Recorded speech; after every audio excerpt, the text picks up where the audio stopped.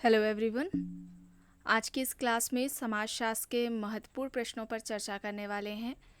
ये सीरीज़ आपके सोशियोलॉजी के इम्पॉर्टेंट क्वेश्चन से रिलेटेड 300 क्वेश्चंस यानी कि 300 प्रश्नों को लेकर चलाई गई थी। इससे पहले जो भी क्लासेस हुई हैं उनका फ़ोल्डर बना दिया गया है। फ़ोल्डर का नाम भी समाजशास्त्र के महत्वपूर्ण प्रश्नों से संबंधित ही रखा गया है।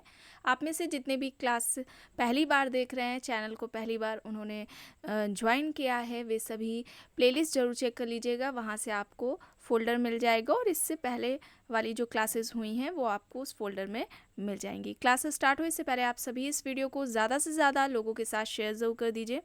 अगर आप नेट, जेआरएफ, पीजीटी, जीआईसी या फिर असिस्टेंट प्रोफेसर एग्ज़ाम की तैयारी कर रहे हैं सोशियोलॉजी से, तो इस चैनल के साथ जुड़कर आप यहाँ से अपनी स्टडी को कंप्लीट कर सकते हैं। प्लेलिस्ट में उन सभी वीडियोस के फोल्डर्स मिल जाएंगे, आप वहाँ से उन वीडियोस को देख सकते हैं। बस कुछ ही देर में क्लास स्टार्ट होने वाली है। आप सभी इस वीडियो को ज़्यादा से ज़्यादा लोगों के साथ शेयर ज़रूर कर दीजिए।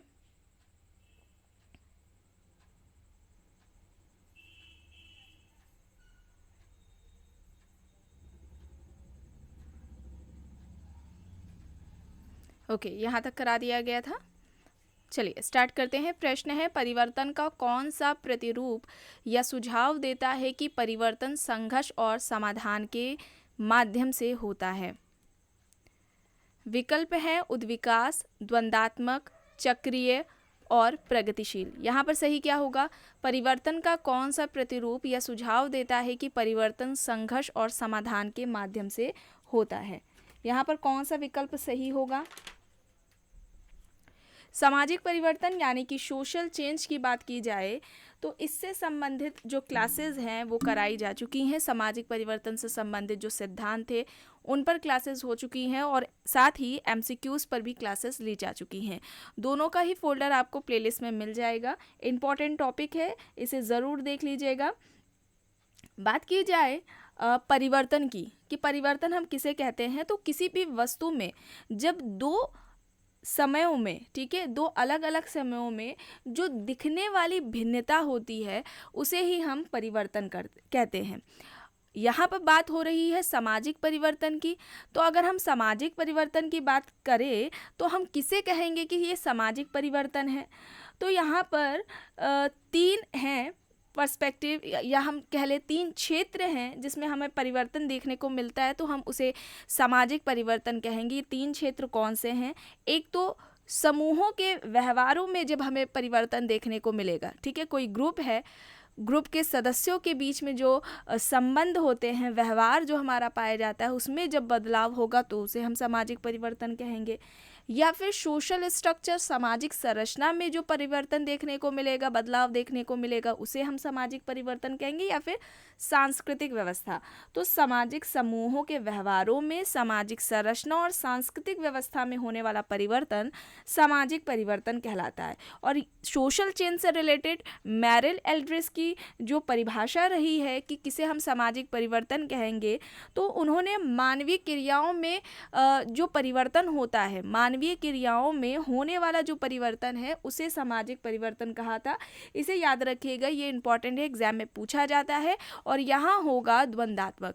द्वंद्वात्मक ऑप्शन बी हो जाएगा यहाँ पर सही। अब देख लेते हैं यहाँ पर प्रश्न क्या कह रहा है। वर्गीकृत तथा विवरणात्मक नातेदारी शब्दावली किसने दी? मॉर्गन, हटन, रिवर्स, एससी दुबे यहाँ पर विकल्प दिए गए हैं। वर्गीकृत तथा विवरणात्मक नातेदारी शब्दावली की बात किसने की है? यहाँ पर सही हो जाएगा मॉर्गन। मॉर्गन ऑप्शन ए यहाँ पर राइट होगा, ठीक है, मॉर्गन यहाँ पर राइट होगा, ऑप्शन ए यहाँ पर राइट आंसर हो जाएगा। और मॉर्गन ने ये वर्गीकरण दो जनजातियों पर अध्ययन करके दिया था, ठीक है। ये दो जनजातियाँ कौन कौन सी हैं? एक तो आजीबवा है, ठीक है, और दूसरी जनजाति कौन सी है? इरोकुआ, ठीक है, इरोकुआ। ये दो जनजातियां हैं जिनके अध्ययन पर इन्होंने ये वर्गीकरण दिया था मॉर्गन ने। ए होगा यहाँ पर सही। प्रश्न है, जब एक व्यक्ति अपने प्रभाव का इस्तेमाल दूसरे व्यक्तियों की इच्छा के बिना करता है तो इस प्रभाव को क्या कहा जाएगा? सत्ता, शक्ति, करिश्मा या फिर इनमें से कोई नहीं। जब एक व्यक्ति अपने प्रभाव का इस्तेमाल दूसरे व्यक्तियों की इच्छा के बिना करता है तो इस प्रभाव को क्या कहेंगे हम? शक्ति, पावर कहेंगे हम। बी होगा यहाँ पर सही। शक्ति और सत्ता की बात मैक्स वेबर ने की थी, ठीक है। और इसमें मैक्स वेबर ने जो शक्ति के स्रोत कह लिए जाए या शक्ति या सत्ता के प्रकार कह लिए जाए, 3 बताए थे। पहला बताया था उन्होंने करिश्माई या चमत्कारिक शक्ति या सत्ता। पहला क्या हो जाएगा? करिश्माई या चमत्कारिक शक्ति या सत्ता। दूसरा हो जाएगा परंपरागत प्रभुत्व या शक्ति, ठीक है। परंपरागत प्रभुत्व कह ले या हम सत्ता कहें या शक्ति। तीसरा है विधिक तार्किक सत्ता या शक्ति। विधिक तार्किक शक्ति या सत्ता, ये 3 है, ठीक है, जो कि मैक्स वेबर ने बताया है। ये याद रखिएगा, इससे संबंधित प्रश्न पूछा जाता है। प्रश्न है समाजशास्त्रीय अध्ययन में सशक्त अभिजन जिसे पावर एलिट कहा जाता है, इसकी अवधारणा किसने दी है? Auguste Comte, C.W. Mills, J.S. मिल, T. बोटोमोर। यहाँ पर ऑप्शंस दिए गए हैं। पावर एलिट का कॉन्सेप्ट किसका है? सशक्त अभिजन। तो यहाँ पर क्या हो जाएगा? C.W. मिल्स हो जाएगा। C.W. मिल्स, ऑप्शन बी यहाँ पर राइट आंसर हो जाएगा। इनकी पुस्तकों की बात की जाए जो कि इम्पॉर्टेंट है आपके एग्जाम के लिए, एग्जाम्स में पूछी भी जाती हैं। पहली तो हो जाएगी वाइट कॉलर, ठीक है, वाइट कॉलर है इनकी पुस्तक। दूसरी हो जाएगी sociological imagination, sociological imagination. And third है the power elite, the power elite. ये 3 मोस्ट इंपॉर्टेंट C.W. मिल्स की बुक्स हैं, ये याद रखिएगा। चलिए आगे देखते हैं। मिलान करना है। पुस्तकें दी गई हैं। इंडियाज चेंजिंग विलेजेस है, राजस्थान विलेज है, द रिमेंबर्ड विलेज है, विलेज इंडिया है। यहाँ पर सही क्या हो जाएगा?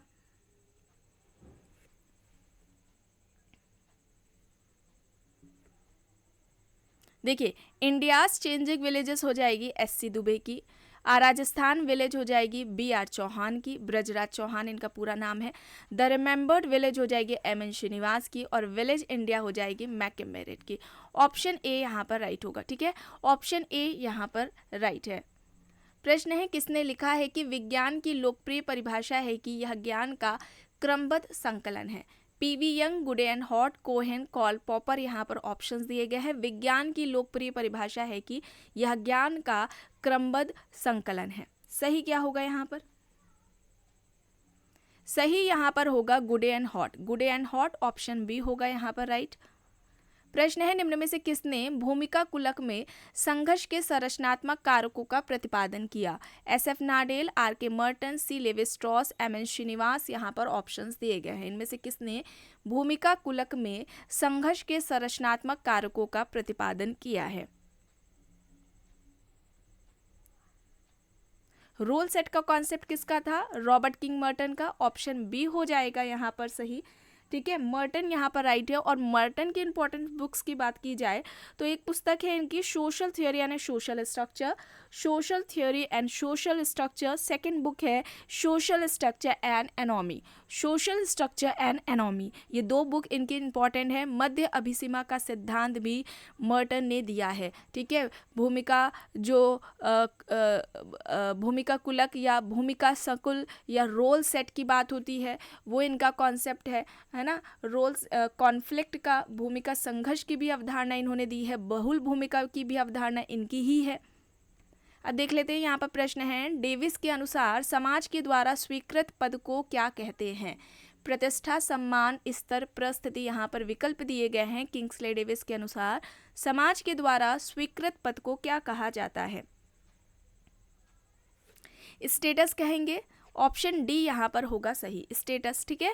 परिस्थिति की बात की जाए तो सबसे पहले परिस्थिति का जो व्यवस्थित तरीके से जो अध्ययन है वह किसने किया है? रॉल्फ लिंटन ने किया है। किस पुस्तक में किया है? द स्टडी ऑफ मैन है, पुस्तक का नाम क्या है? The study of man. ये 2 बातें आपको जो बताई गई हैं, सबसे पहले किसने अध्ययन किया है स्टेटस एंड रोल का? रॉल्फ लिंटन ने। किस पुस्तक में इन्होंने इसका वर्णन किया है? द स्टडी ऑफ मैन, ठीक है, इंपॉर्टेंट है, पूछा जाता है। प्रश्न है M.N. श्रीनिवास ने अपनी पुस्तक social change in modern India में निम्न में से कौन सा मत प्रस्तुत किया है? जाति व्यवस्था पूर्णतः बंद व्यवस्था है, जाति व्यवस्था पूर्णतः खुली व्यवस्था है, जाति व्यवस्था में गतिशीलता का अवसर निहित है, जाति वर्ग की तरह होती है। अपनी इस पुस्तक में इनमें से कौन सी बात इन्होंने कही है? सही यहाँ पर क्या होगा?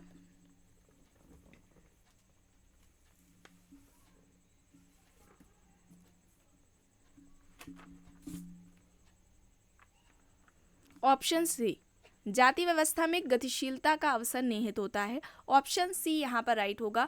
और इन्होंने डोमिनेंट कास्ट, प्रभुत्व जाति या जिसे प्रभावी जाति या प्रभु जाति कहा जाता है, इसकी अवधारणा दी थी। इसके अलावा इनकी अवधारणाओं की बात की जाए तो संस्कृतिकरण की अवधारणा, धर्मनिरपेक्षीकरण की अवधारणा, पश्चिमीकरण की अवधारणा और आधुनिकीकरण की अवधारणा है। ठीक है, अवधारणाएं याद रखिएगा, इससे संबंधित प्रश्न पूछा जाता है।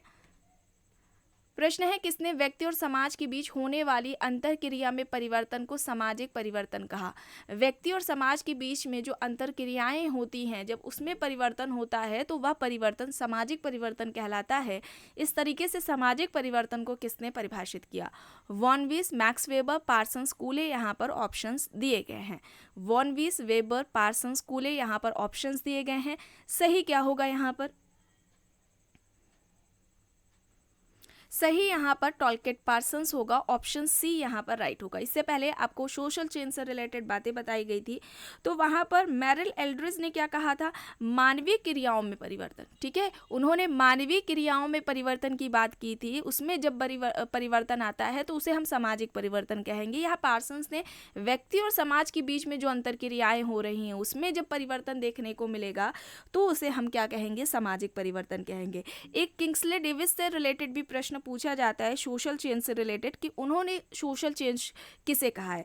तो डेविस ने कहा था कि जो सामाजिक संगठन है, ठीक है, सामाजिक संगठन, सोशल ऑर्गेनाइजेशन, साथ में न केवल सामाजिक संगठन बल्कि सामाजिक संरचना और उनके कार्यों प्रकारों में होने वाला जो परिवर्तन है, सामाजिक संगठन, सामाजिक संरचना के कार्यों व प्रकारों में जो होने वाला परिवर्तन है, यह परिवर्तन सामाजिक परिवर्तन कहलाता है। यह किंग्सले डेविस का कहना था। क्लियर? चलिए आगे चलते हैं। प्रश्न है, रेडक्लिफ ब्राउन द्वारा प्रस्तुत सामाजिक संरचना की केंद्रीय इकाई क्या है? अंतःसंबंध, अंतःक्रियाएं, समाज या फिर व्यक्तित्व?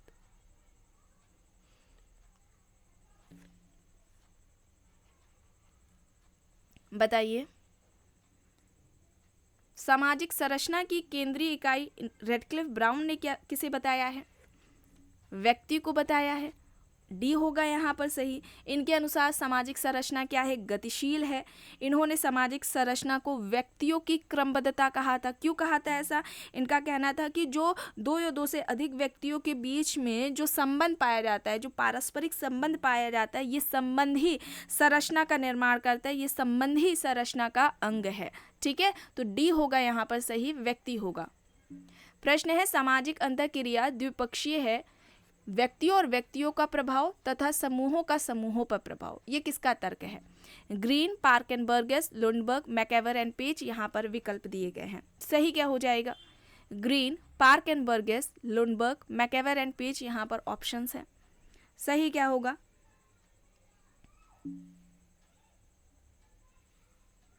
पार्क एंड बर्गेस, बी होगा यहाँ पर। प्रश्न है, जाति व्यवस्था पर प्रथम क्रमबद्ध अध्ययन किया गया था। जेस घुरिये, डी.एन. मजूमदार, एन.के. बोस, राधा कमल मुखर्जी, यहाँ पर ऑप्शंस हैं। जाति व्यवस्था पर प्रथम क्रमबद्ध अध्ययन किया गया था, इनमें से किसके द्वारा? जी.एस. घुरिये के द्वारा किया गया था। कास्ट, क्लास एंड ऑक्यूपेशन, इस पुस्तक में जी.एस. घुरिये ने जाति व्यवस्था की बात की थी, उसका वर्णन किया था। जाति व्यवस्था से संबंधित 6 विशेषताएं भी बताई गई थी इनके द्वारा। ठीक है, इन बातों को ध्यान में रखिएगा, प्रश्न पूछा जाता है। प्रश्न है, पुस्तक से संबंधित सोशियोलॉजी ऑफ रेवोल्यूशन किसकी है? सोशियोलॉजी ऑफ रेवोल्यूशन किसकी है? मर्टन, पार्सन्स, सोरोकिन, कूले, यहाँ पर ऑप्शंस दिए गए हैं। सही क्या हो जाएगा? सही यहाँ पर हो जाएगा सोरोकिन। ये सोरोकिन की पुस्तक है। इसके अलावा अन्य पुस्तकें देख लेते हैं, जैसे कि एक है क्राइम एंड पनिशमेंट। ठीक है, एक पुस्तक का नाम क्या है? क्राइम एंड पनिशमेंट है। इसके अलावा एलिमेंट्स ऑफ सोशियोलॉजी है। सेकंड क्या हो जाएगी? एलिमेंट्स ऑफ सोशियोलॉजी हो जाएगी। फिर एक पुस्तक है द सोशियोलॉजी ऑफ रेवोल्यूशन, ये हो गई। ठीक है, फिर सोशल मोबिलिटी, इसके बारे में आपको बताया गया है। 1927 में ये पुस्तक आती है, सोशल मोबिलिटी, सामाजिक गतिशीलता का सबसे पहला पहले जो बात है वो सोरोकिन ने ही की थी। फिर इसके अलावा social and cultural dynamics, social and cultural dynamics हो जाएगी सोरोकिन की। एक पुस्तक है सोसाइटी कल्चर एंड पर्सनैलिटी, ठीक है, सोसाइटी कल्चर एंड पर्सनैलिटी, ये किसकी हो जाएगी, सोरोकिन की हो जाएगी। ठीक है, ये कुछ पुस्तकें बताई गई हैं, इन्हें याद कर लीजिएगा। अब देखिए यहाँ पर पूछा जा रहा है इनमें से कौन से कारक हैं जो सामाजिक भौतिकी के उद्भव के लिए उत्तरदायी रहे हैं। कारक दिए गए हैं फ्रांस की क्रांति, औद्योगिक क्रांति, स्वतंत्रता आंदोलन, धार्मिक प्रभाव की कमी। ऑप्शंस हैं यहाँ पर, ये कारक दिए गए हैं, कौन सा ऑप्शन यहाँ पर होगा सही। राइट आंसर यहाँ पर क्या होगा, फ्रांस की क्रांति और औद्योगिक क्रांति होगा, बी होगा यहाँ पर सही। प्रश्न है, यह किसका विश्वास है कि नाभिकीय परिवार की वैचारिकी ने विशेष रूप से गैर पाश्चात्य समाजों में इसके विकास को प्रोत्साहित किया है। गुडे, पार्सन्स, विल्सन, मार्क्स यहाँ पर ऑप्शंस दिए गए हैं। सही यहाँ पर क्या हो जाएगा,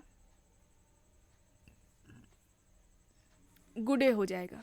ठीक है, ए होगा यहाँ पर राइट। मिट्टी जाति उपजाती है जबकि मशीन वर्गों का निर्माण करती है, यह कथन किसका है। Michael young, Kimball young, Andre बेते, Louis Jomo यहाँ पर ऑप्शंस हैं। क्या हो जाएगा, माइकल यंग होगा, ए होगा यहाँ पर। प्रश्न है, किसने कहा है कि विज्ञान विज्ञान ही है, चाहे वह भौतिक शास्त्र में हो या फिर समाजशास्त्र में। Karl Pearson, PH Landis, George Lundberg, PV Young यहाँ पर ऑप्शंस दिए गए हैं। विज्ञान विज्ञान ही है, चाहे वह भौतिक शास्त्र में हो या फिर समाजशास्त्र में।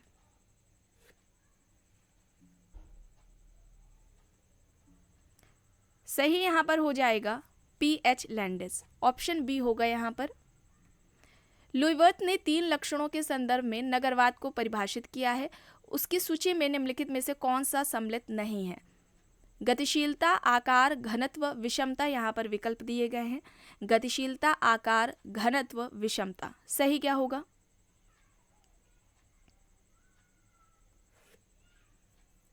गतिशीलता होगा, ए होगा यहाँ पर।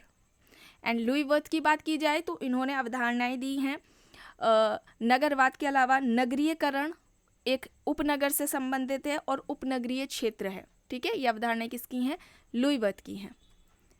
ट्रोबनियन द्वीपवासियों की अर्थव्यवस्था का अध्ययन किसने किया। मदान, इवांस प्रिचार्ड, एलपी विद्यार्थी, मेलानोवस्की यहाँ पर ऑप्शंस हैं। ट्रोबनियन द्वीपवासियों की अर्थव्यवस्था का अध्ययन किसने किया है, यहाँ पर सही क्या हो जाएगा, कौन सा विकल्प यहाँ पर राइट होगा। एंड एक आपको इम्पॉर्टेंट इन्फॉर्मेशन देनी थी, वो ये है कि आप में से जितने भी लोग Bihar state and Bihar PGT का एग्ज़ाम देने वाले हैं उनकी क्लासेस को लेकर एक इन्फॉर्मेशन है। ये आपको क्लासेस जो होंगी जो आपकी ये क्लासेस हैं उसके लिए आपको मेंबरशिप ज्वाइन करनी पड़ेगी। आप जब चैनल ओपन करते हैं गोल टू सक्सेस का तो आपको देखने को मिलता होगा सब्सक्राइब का ऑप्शन, उसके बगल में ज्वाइन का ऑप्शन आएगा। ठीक है, अभी ये नहीं आएगा, मेंबरशिप ऑन नहीं की गई है, जैसे ही ऑन की जाएगी आपको एक वीडियो के ज़रिए बता दिया जाएगा सारा प्रोसेस। तो जो भी एग्ज़ाम्स देने वाले हैं वे सभी इस क्लासेस को ज्वाइन कर लीजिएगा। ये एक तरीके से पेड क्लासेस होंगी। इसकी जो फीस होगी वो कम से कम रखी जाएगी। एंड जो क्लासेस होंगी उसमें टोटल 1000 क्वेश्चंस कराए जाएंगे और जो कि ये जो क्वेश्चंस होंगे वो आपके इम्पॉर्टेंट टॉपिक से रिलेटेड होंगे। साथ ही वो जितने भी क्वेश्चंस आपको कराए जाएंगे उससे संबंधित जो इम्पॉर्टेंट फैक्ट्स हैं उनको भी क्लासेस में कराया जाएगा। ठीक है, तो जितने भी लोग हैं जो एग्ज़ाम्स देने वाले हैं वे सभी मेंबरशिप ज़रूर ज्वाइन कर लीजिएगा। कब से ये क्लासेस आपकी स्टार्ट होंगी, मेंबरशिप का जो प्रोसेस है, कितनी फ़ी रखी जाएगी, ये सभी आपको एक अलग से वीडियो में बता दिया जाएगा। ठीक है, और यहाँ पर सही हो जाएगा मेलानोवस्की, ऑप्शन डी यहाँ पर राइट होगा। प्रश्न है, नातेदारी संज्ञाओं को वर्गीकृत एवं विशिष्ट जैसे 2 भागों में विभाजित करने वाले लेखक का नाम बताएं। Levi Strauss, Iravati Karve, Morgan Tylor यहाँ पर ऑप्शंस दिए गए हैं। सही क्या होगा, नातेदारी संज्ञाओं को वर्गीकृत एवं विशिष्ट जैसे 2 भागों में विभाजित करने वाले लेखक का नाम पूछा जा रहा है। यहाँ पर क्या होगा, मॉर्गन हो जाएगा। ठीक है, मॉर्गन, ऑप्शन सी हो जाएगा यहाँ पर राइट। प्रश्न है समाज में एकता का जो आधार है उसके सदस्यों में समानता ना होकर उनमें पाया जाने वाला अंतर है। यह किसका कहना है? Max weber, Durkheim, Auguste Comte, Karl Marx. यहाँ पर ऑप्शंस दिए गए हैं। सही क्या हो जाएगा? राइट आंसर यहाँ क्या होगा? समाज में जो एकता है उसका आधार उसके सदस्यों में समानता ना होकर उनमें पाया जाने वाला अंतर है। यह किसका कहना है? राइट आंसर यहाँ पर क्या हो जाएगा? एमाइल दुर्खीम हो जाएगा। एमाइल दुर्खीम ऑप्शन बी हो जाएगा यहाँ पर राइट आंसर। दुर्खीम ने दो तरह की एकता की बात की थी, साविवी एकता और यांत्रिक एकता। ठीक है, साविवी एकता और यांत्रिक एकता, और इसकी बात यानी कि इस कॉन्सेप्ट की बात दुर्खीम अपनी पुस्तक the division of labour in society में करते हैं। पुस्तक का नाम क्या है? The division of labour in society. इसमें उन्होंने साविवी एकता और यांत्रिक एकता की बात की है। इस तरीके से भी प्रश्न पूछा जा सकता है एंड पूछा भी जाता है। ठीक है, कौन सा कॉन्सेप्ट किसी समाजशास्त्री ने किस पुस्तक में दिया है, कहाँ पर अध्ययन करके दिया है, इस तरीके से भी प्रश्न पूछे जाते हैं, तो याद रखिएगा। चलिए आगे देख लेते हैं। प्रश्न है समाजशास्त्र में परिस्थिति तथा भूमिका की अवधारणाओं का सर्वप्रथम प्रयोग किसने किया? Merton, Lenten, weber, Berger. यहाँ पर विकल्प दिए गए हैं। सबसे पहले पूछा जा रहा है समाजशास्त्र में परिस्थिति तथा भूमिका की अवधारणाओं का प्रयोग किसने किया? तो लिंटन होगा। ठीक है, किस पुस्तक में किया है? The study of man. पुस्तक का नाम क्या है? द स्टडी ऑफ मैन है। परिस्थिति के कितने प्रकार बताए? दो बताए, प्रदत्त परिस्थिति और अर्जित परिस्थिति। प्रश्न है धर्म की उत्पत्ति के सामाजिक सिद्धांत अथवा टोटेमवाद के सिद्धांत के प्रतिपादक कौन है? Tylor, Max Muller, Spencer, Durkheim. यहाँ पर ऑप्शंस हैं। धर्म की उत्पत्ति के सामाजिक सिद्धांत अथवा टोटेमवाद के सिद्धांत के प्रतिपादक कौन है, ये पूछा जा रहा है। Tylor, Max Muller, Spencer, Durkheim. यहाँ पर विकल्प दिए गए हैं। सही क्या हो जाएगा? दुर्खीम हो जाएगा। डी होगा यहाँ पर। अपना इन्होंने जो सिद्धांत दिया था सामाजिक धर्म की उत्पत्ति का सामाजिक सिद्धांत, इससे पहले जो धर्म की उत्पत्ति के सिद्धांत दिए गए थे, चाहे वो टाइलर द्वारा दिया गया हो, मैक्स मूलर द्वारा दिया गया, उन सभी का खंडन करते हुए इन्होंने धर्म की उत्पत्ति का सामाजिक सिद्धांत दिया था। और इन्होंने बताया था कि जो धर्म का प्रारंभिक स्वरूप है वो क्या है? टोटेमवाद है। ठीक है, तो डी होगा यहाँ पर सही। और किस पुस्तक में इन्होंने धर्म की उत्पत्ति का सामाजिक सिद्धांत दिया है? पुस्तक का नाम है the elementary forms of religious life. The elementary forms of religious life, ये इनकी पुस्तक है। पुस्तक याद रखिएगा। डी होगा यहाँ पर सही। और ऑस्ट्रेलिया की अरुंटा जनजाति पर इनका अध्ययन रहा है। प्रश्न है पुस्तक से संबंधित रीथिंकिंग एंथ्रोपोलॉजी पुस्तक किसकी है?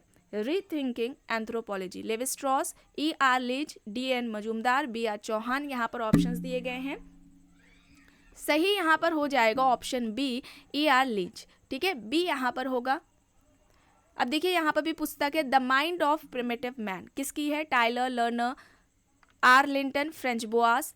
The mind of primitive man, Tylor, Lerner, R. Linton, Franz Boas. सही क्या हो जाएगा? फ्रेंच बोआज हो जाएगा। डी होगा यहाँ पर। प्रश्न है पुस्तक से संबंधित द डायनेमिक्स ऑफ मॉरल्स किसकी है? Radha Kamal Mukherjee, Ramakrishna Mukherjee, Ruth Benedict, A.R. Desai. ये पुस्तक किसकी हो जाएगी? The dynamics of morals.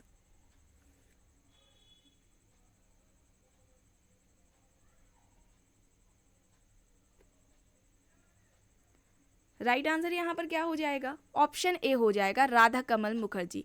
Radha Kamal Mukherjee option A हो जाएगा यहाँ पर राइट आंसर। ठीक है, इन्होंने समाजशास्त्र को महाविज्ञान कहा था। ठीक है, समाजशास्त्र को महाविज्ञान इस तरीके से पूछा जाता है, किसका कहना है?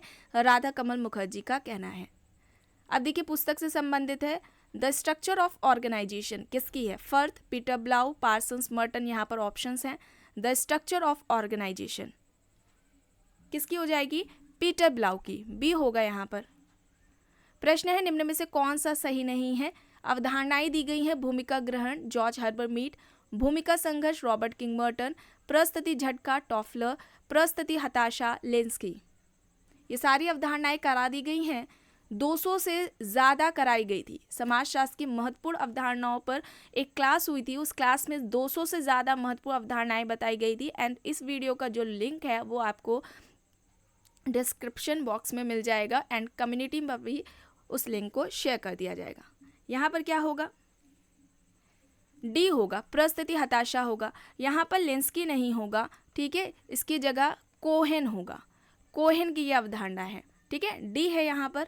एंड लास्ट क्वेश्चन है, निम्न में से किसने संस्कृति ग्रहण, पारस्परिक संस्कृति ग्रहण तथा पर संस्कृति ग्रहण में भेद किया? विस्लर, क्रोबर, हर्शकोविट्स, लिंटन यहाँ पर ऑप्शंस दिए गए हैं। संस्कृति ग्रहण, पारस्परिक संस्कृति ग्रहण तथा पर संस्कृति ग्रहण में भेद किसने किया है? तो हर्शकोविट्स होंगे, सी होगा यहाँ पर राइट आंसर। तो आज की क्लास में बस इतना ही। आई होप ये आपको पसंद आई होगी। अगर पसंद आई है तो प्लीज़ लाइक करिएगा, कमेंट करके ज़रूर बताइएगा। चैनल पर अगर आप नए हैं तो चैनल को भी ज़रूर सब्सक्राइब कर लीजिएगा एंड इस वीडियो को जितना हो सके ज़्यादा से ज़्यादा लोगों के साथ शेयर भी ज़रूर करिएगा।